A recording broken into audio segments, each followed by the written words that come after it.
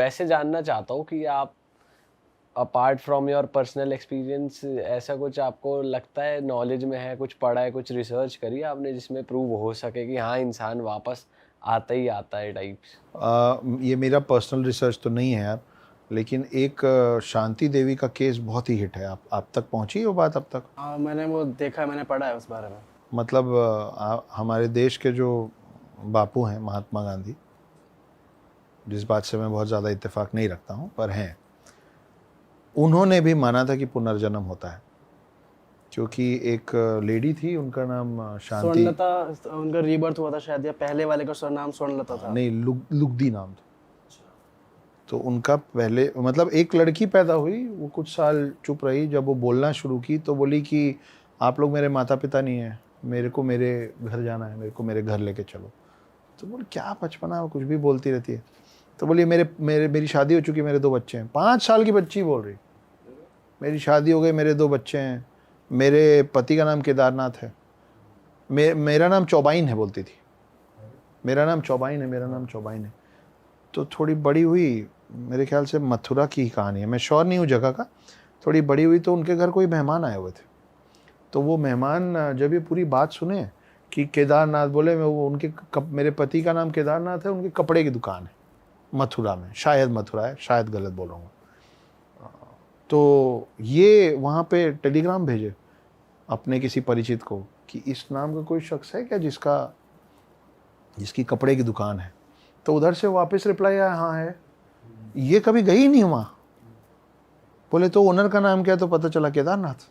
तो इसका परिवार उसको लेके गया। तो जब गांव के पास पहुंचे ना, तो वो गांव के बाहर उतर के ना अपने घर तक का सफ़र खुद तय की, खुद चल के। और वो रास्ते में बताती जा रही है, ये वाला जो रास्ता है ना, ये कुएं पे जाएगा, ये वाला जो रास्ता है उसमें ये रहते हैं। फाइनली घर पहुंची तो 30-30, 40-40 साल के बच्चे, उनकी शादी हो गई। ये छोटी सी आई है, रोने लग गई। कोई नहीं, ये रोने लग गई उन लोग को देख के और बोली कि ये मेरे बच्चे हैं। अच्छा। तो वो जो बोलती थी कि मेरा नाम चौबाइन है, मेरा नाम चौबाइन है, उसका पिछले जन्म में पति का नाम था केदारनाथ चौबे। तो जैसे पंडित को पंडिताइन बोलते हैं, वैसे चौबाइन बोलते थे उसको। तो भी थोड़ा सा संशय था। तो ये क्या किए, केदारनाथ के भाई को लाके सामने बैठाए। बोले ये केदारनाथ, बोले झूठ बोल रहे हो, केदारनाथ नहीं उसका भाई है। फिर वो अपने पति से मिली, फिर उसको बहुत सारी ऐसी बात बताई जो सिर्फ इन दोनों पति पत्नी के बीच में रही होगी, कि याद है ऐसा हुआ वैसा हुआ। तो फिर पति माने कि हाँ ये वही है। उसके बाद बोली मैं कुछ पैसे छुपाई थी। वो उस घर के उस कोने में गई और वहाँ से वो पैसा निकाल दिखाई। फिर इस पे बहुत सारे लोग रिसर्च किए। वो जब सब लोगों ने रिसर्च की तो, और गांधी जी ने एक कमेटी बनाई, महात्मा गांधी ने कमेटी बनाई प्रॉपरली, 17 लोग या कितने थे उसमें, कि जाओ मतलब इसका प्रामाणिकता चेक करो कि सही भी है कि बस किवदंती चल रही है। तो उन लोग ने भी अपने रिपोर्ट में बोला कि ये सही बात है, इसका पुनर्जन्म है। एक और कमाल की कहानी है, बोरीवली में एक बंदा, कुछ साल पहले की बात है, उसका मर्डर हो गया था। वो उसको बाद में 5-6 साल तक उसका मुंह बंद रहा। जब वो बोलना चालू किया तो वो बताया कि मेरा मर्डर ये लोग किए, इस वजह से किए, मैं यहाँ का हूँ, फलानी जगह मेरी रेडियो की दुकान है। फिर जब पता चला, वो भी छोटा बच्चा, फिर जब पता चला तो उस शहर में सही में रेडियो की दुकान उसी के नाम से, राजेश रेडियो, रमेश रेडियो, ऐसा कुछ नाम है। और वहाँ उसकी पत्नी जो कि विधवा थी वो बैठती थी। 5-7 साल पहले उसके हस्बैंड की डेथ हो चुकी थी। वो बताया कि इस वजह से मेरे को ये लोग मारे। और आपके देश में उसके बयान पे कोर्ट में वो केस फिर से खुला और उन लोगों को सज़ा हुई। अच्छा, उन मर्डरर्स को सज़ा हुई। तो पुनर्जन्म नहीं होता है ये तो आप मेरे को प्रूव ही नहीं कर सकते। जन्म होता है ये मैं आपको प्रूव कर सकता हूँ, लेकिन पुनर्जन्म नहीं होता है आप मेरे को प्रूव नहीं करते। ना अब्राहमिक, जितने भी अब्राहमिक लैंग्वेज रिलीजन्स है ना, इस्लाम, क्रिश्चियनिटी, ये लोग नहीं मानते हैं, ये लोग पुनर्जन्म को नहीं मानते हैं। तो इन लोगों के उसमें पूरा ये रहता है कि आप आए हैं और आपका शरीर खत्म और आप खत्म। हम हमेशा से पुराणों से मानते आए हैं।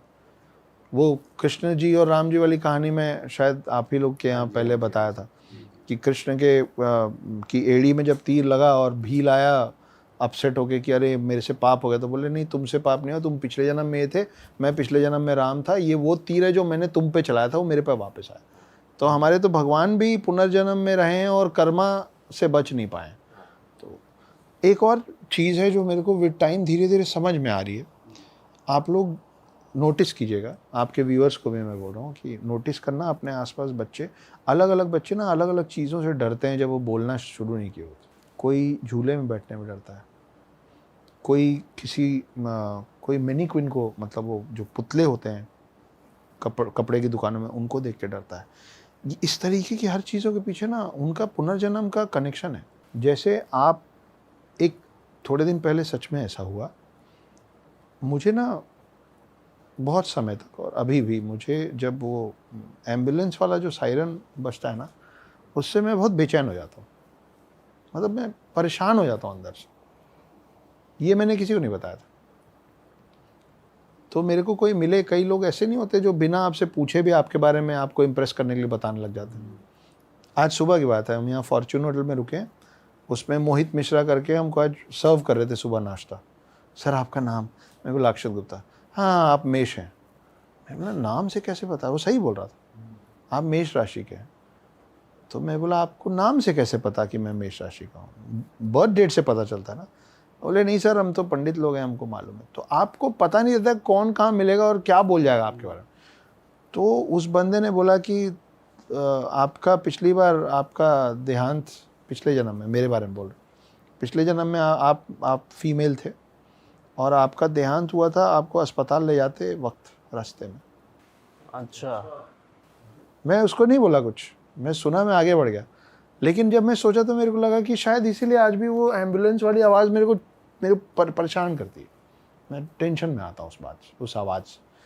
तो बच्चों में बहुत सारे अलग अलग जो इस तरीके से, मतलब जैसे भी बच्चा गया होगा ना, उसको उसके आसपास की चीज़ शुरू के कुछ साल तो कम से कम डराती है।